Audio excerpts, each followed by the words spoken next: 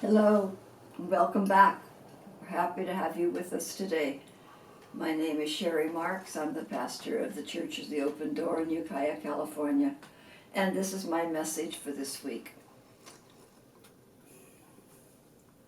Please pray with me. Spirit of all life and goodness, hear our prayers today. Be with us in our joining together. Be with us as we listen to your word, and let it be your word indeed that we hear. Let your meaning come through. Show us your desires for how we live out our lives. We ask you this in the name of the love that you have for us always. Amen.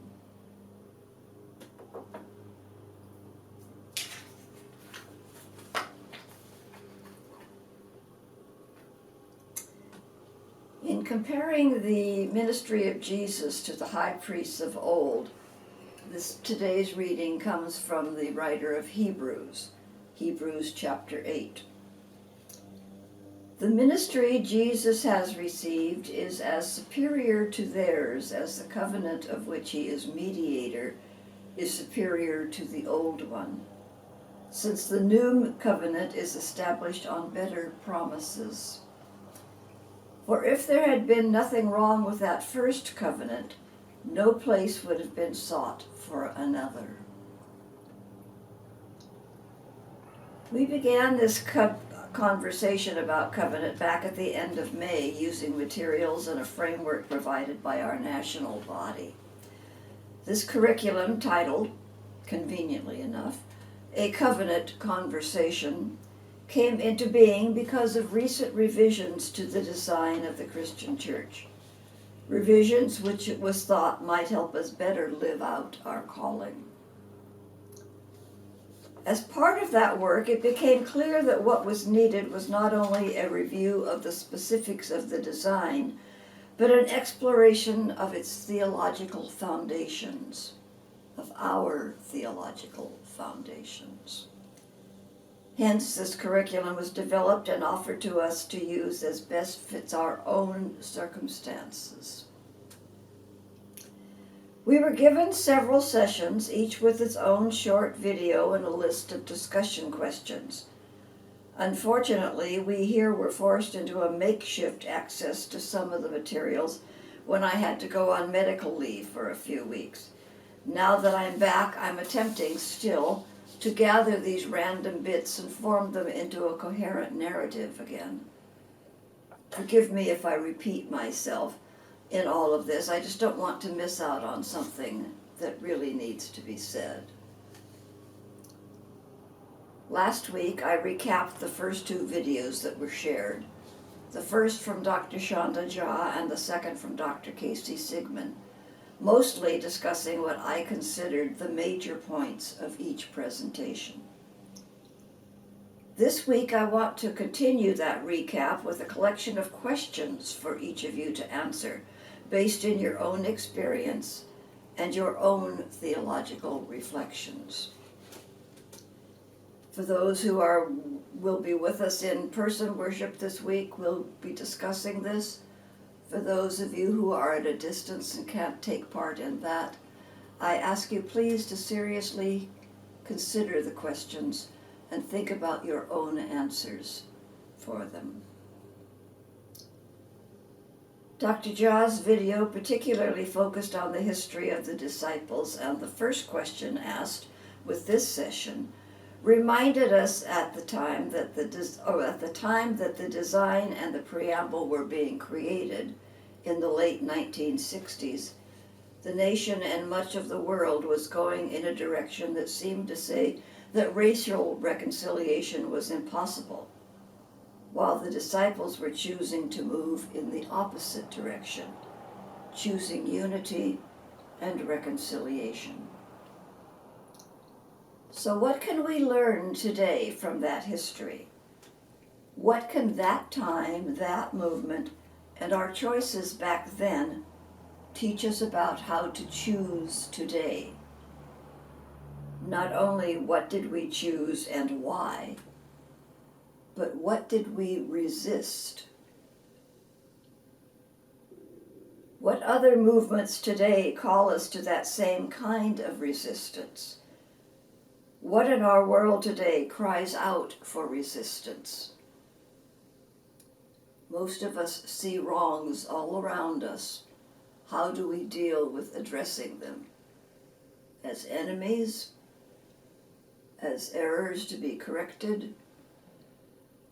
As opportunities to join ourselves in unity once again? Another question from this same session states that 3 things are named in the preamble as weaving us all together: baptism, faith in a living Christ, and a table of gratitude. So I'm going to ask each of you, as I ask myself, have you seen these 3 play out and play any role in the life of your church? And to what end?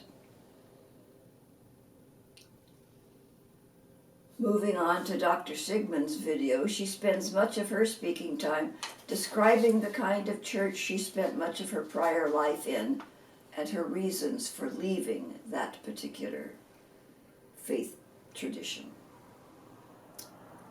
The first set of questions to be answered are about how you came to be a disciple. Were you born into a disciple's home? If so, what keeps you here? Is your current congregational home the same one that you were born into? If not, how did you end up in this particular congregational home? Sometimes it appears that we simply drift with the flow, taking the easiest path. In that case, why did that drift bring us here, where we are today? Such questions may sound simplistic, but they really do matter. It matters why we make the choices that we make, that we have made, and that we will make. If you weren't born a disciple, but came from another church at some point, another denomination, what moved you to leave your prior affiliation and join the Christian church? Can you name it?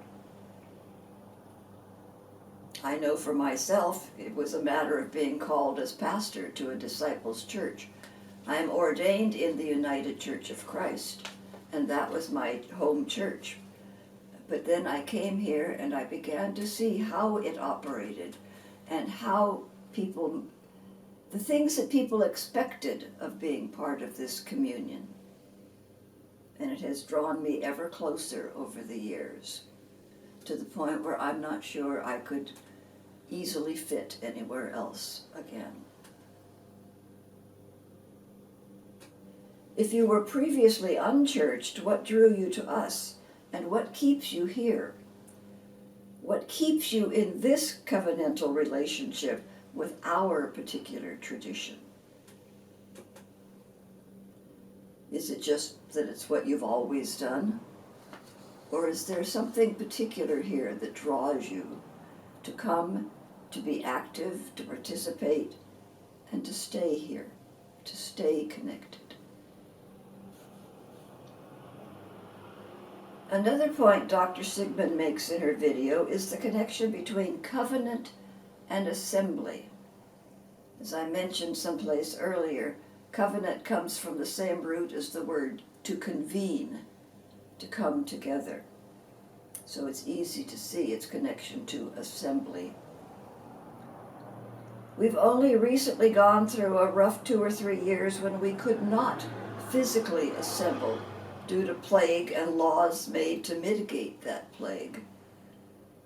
When we could not even assemble in one room for months on end, how did we do at staying in covenant with each other? What did the loss of physical connection do to our covenantal connection, if anything? Did it make it weaker? Did it perhaps make it stronger?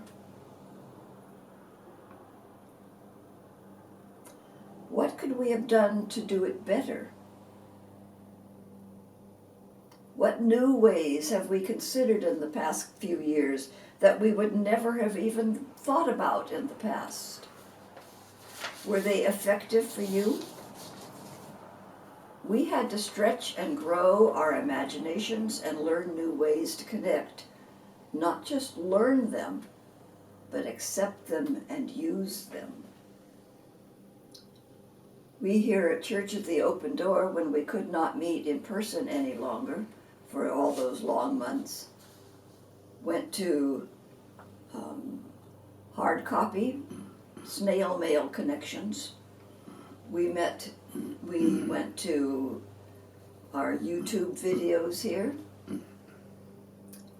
We connected on Facebook. We connected through our webpage.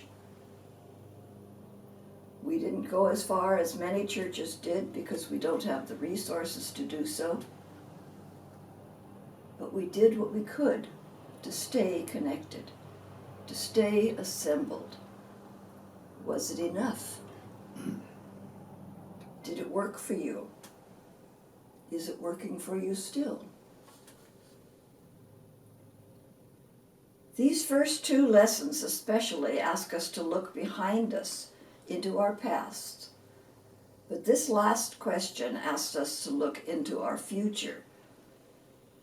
And just as in the 1960s we were called by covenant to reach beyond the separations we had previously accepted as normal and move into unity with all God's people, so now we are being to expand our ways of coming together to include not just the neighbors who are right next to us, the person sitting in the seat next to us, but also those who may live at a distance but still for some reason feel called into union with us.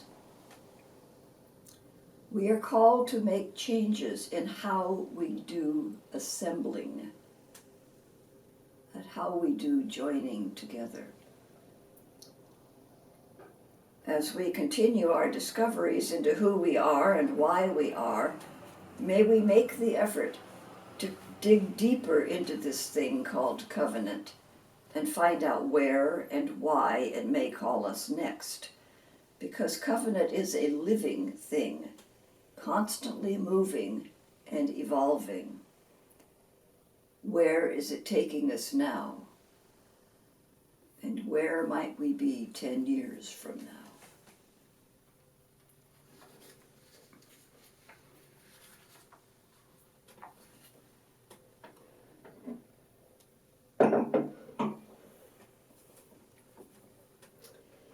I forgot to mention again at the beginning of this video that we do this communion service here, and everyone is welcome to partake, whether you're in person or whether you're in another state someplace.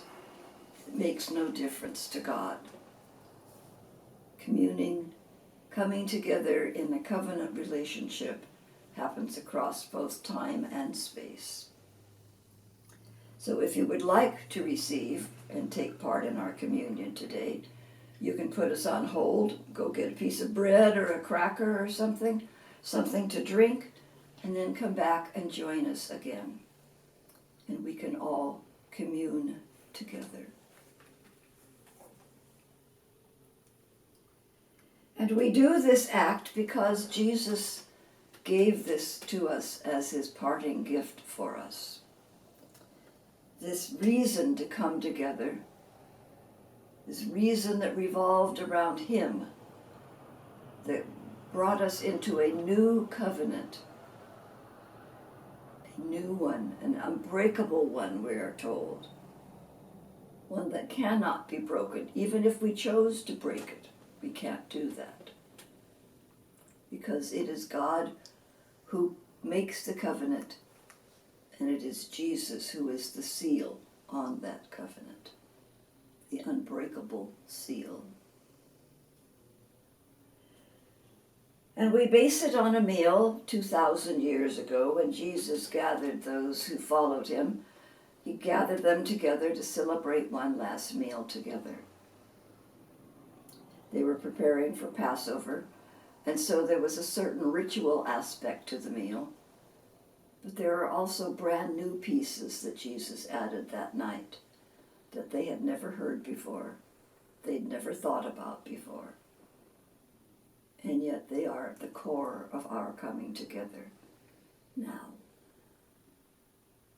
Because Jesus took a piece of bread at that meal. He offered it up to the one he called Father. He blessed it, and he then broke it, and he said to them, "This bread is my body, broken and given for you."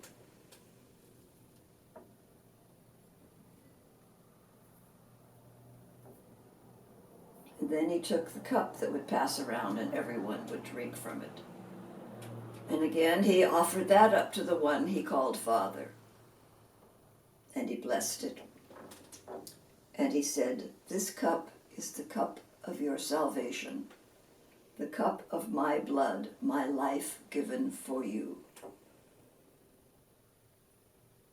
And then he had them both and he said, "Take this bread and eat it, and know that I am with you always. And take this cup and drink from it, and know that I am with you always, and that we are one and always will be."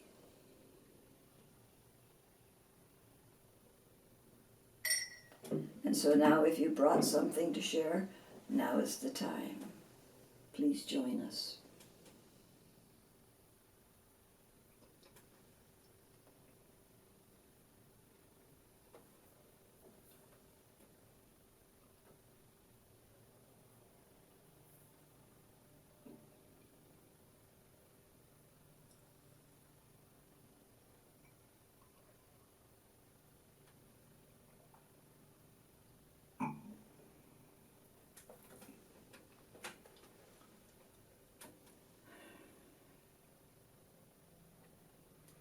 And so, having eaten of the bread of salvation and drunk from the cup of life, we here reiterate and reaffirm our part of this covenant. Our plan to stay connected, to stay joined together in love as the members of God's people. And we take this gift with us as we go out into the world this week. And we share it with friends and strangers alike. And we see ourselves as joined in God's covenant to all God's people everywhere. So thank you for coming and joining us here today again. May the week ahead of you be blessed. Go in peace. Remember who you are and whose you are. Thanks be to God. Amen. Found